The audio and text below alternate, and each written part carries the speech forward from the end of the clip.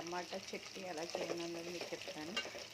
పచ్చెనపప్పు, మినపప్పు, జీలకర్ర, ధనియాలు ఇవన్నీ ఆయిల్ మరిగిన తర్వాత ఇందులో వేసుకోవాలి. పచ్చిమిరకాయలు 4, పచ్చిమిరకాయలు కారం అండి అయితే 4 వేసుకోవచ్చు. ఎండుమిరకాయలు 3, ఎండుమిరకాయలు ప్రతి దాంట్లో టేస్టీగా ఉంటుంది కాబట్టి 3 ఎండుమిరకాయలు కూడా వేసేయండి.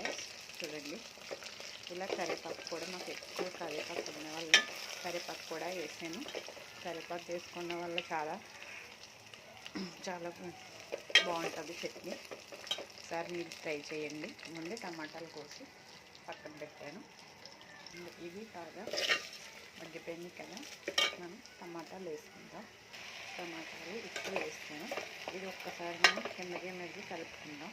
చూడండి, బాగా మగ్గాలి. ఇంకా చూడండి, ఇంకా ఫుల్ వాటర్ వస్తుంది. టమాటాలు అంటేనే వాటర్ బాగా